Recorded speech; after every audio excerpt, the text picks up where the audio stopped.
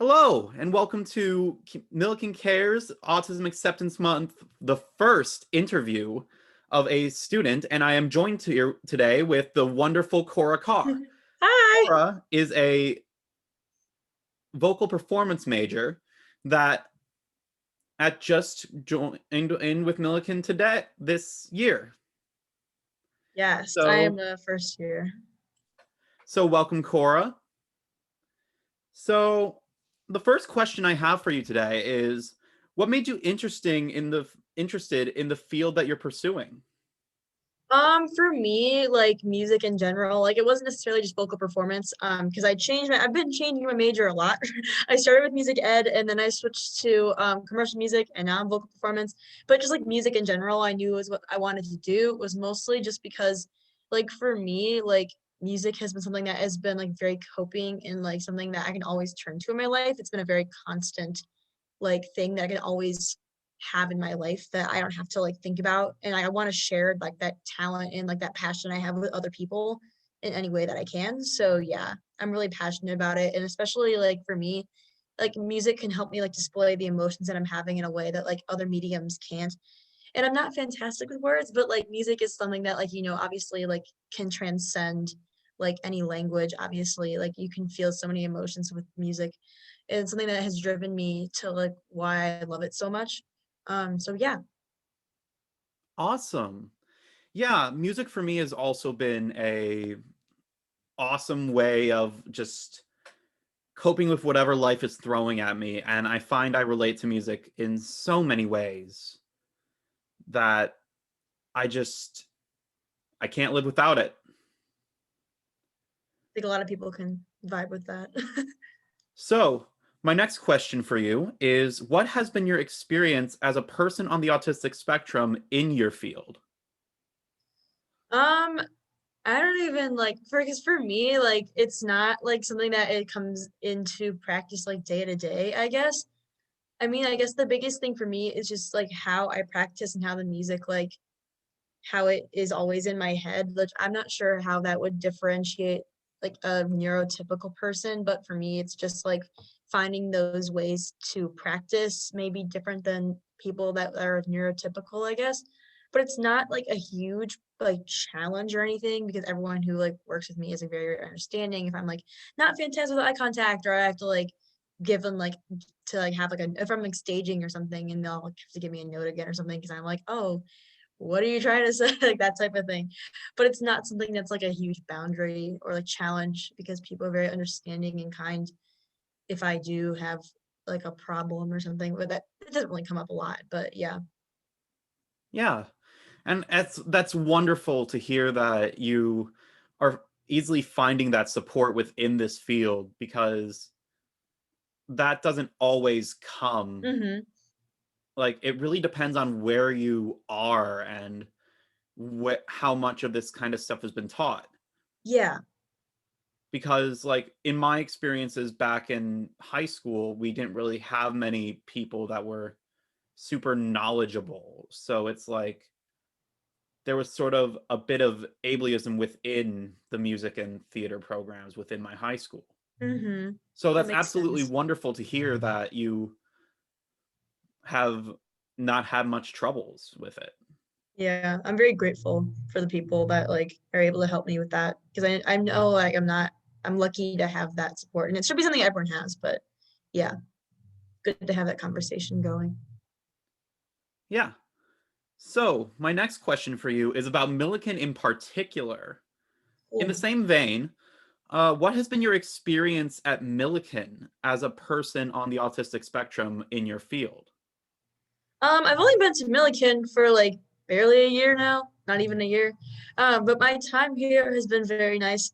Especially because again, I know that my first year here is not like the majority of people's first years here. Like it's a lot more digital. It's not as much in person. And for me, that has actually helped a lot because I'm able to like be in my own space. I can literally like fidget whenever I want. Like I can because I doodle a lot when I take notes and stuff, and I have my fidget cube here. So like I can mess around and be on mute so no one can hear me like making all these noises.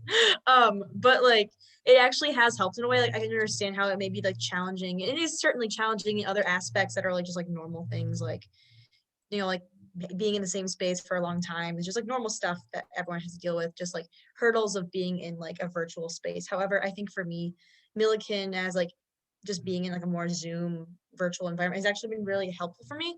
But also the parts that are in person, which is mostly my performance-based classes like choir or like rehearsals, that type of stuff, has been like very nice. Like I don't know, because again, I really haven't been here that long, but everyone is obviously like very understanding. But I don't really like bring up that like I have autism because it's not something that comes up a lot, and that's like people like really like are close to me, and I've talked to them about it.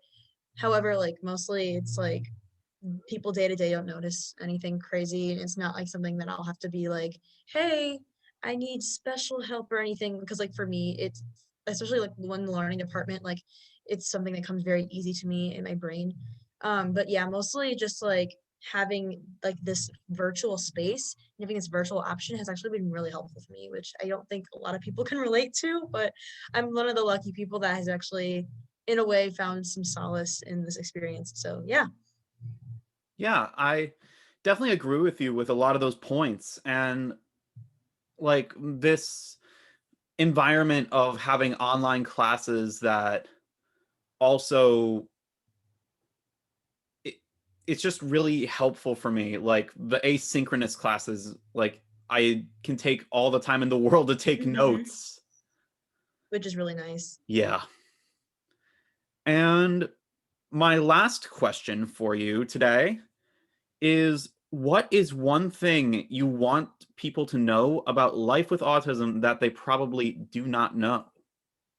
Oh, that's kind of loaded. I guess that it's really funny because when I do tell people that I have autism or I was diagnosed with it all those years ago, I was like diagnosed when I was like 4, I was really young. But like a lot of people like nowadays when I found out like I was diagnosed when I was 4, but I found out when I was like 16, kind of older.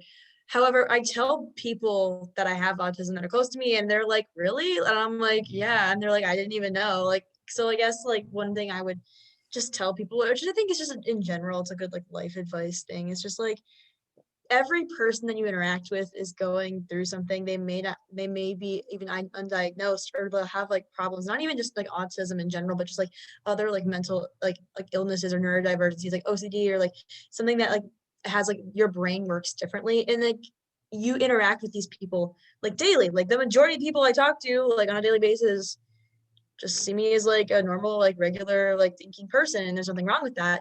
It's just that it's just really easy to like be in your own head and not think because everyone is going through and learning things differently, and it's really easy to think that everyone learns the same way you do or thinks the same way you do, but especially in today's like society, like it's really important to have all like minds at the table, everyone thinking differently and coming up with different ideas and ways to especially like in like the more like work oriented things like have everyone's mindsets and how they come at things. You should have all of those different mindsets at the table and not just those who think a certain way. I guess it's really easy though because like a lot of people, especially me, like don't really like talk about it on a daily basis because like especially for like attention purposes, like it's just like you go about your day like normally because you just learn to like deal with it.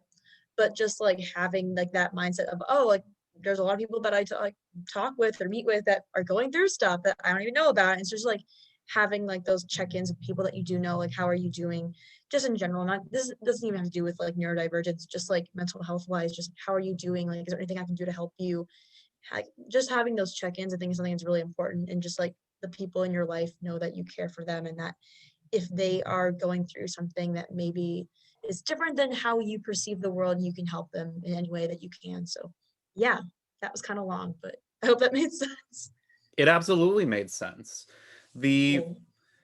I definitely agree. Like the need for people to be more conscious of Yeah. other people's differences and embrace it even more is extremely necessary. And Hmm. it's part of the reason why we're even having this campaign in the first place. For So, sure. so thank you for joining us today, Cora. This has Yeah. been This has been the first of of 4 student spotlights in Autism Acceptance Month. Thank you for joining us. See you next time. All right, bye.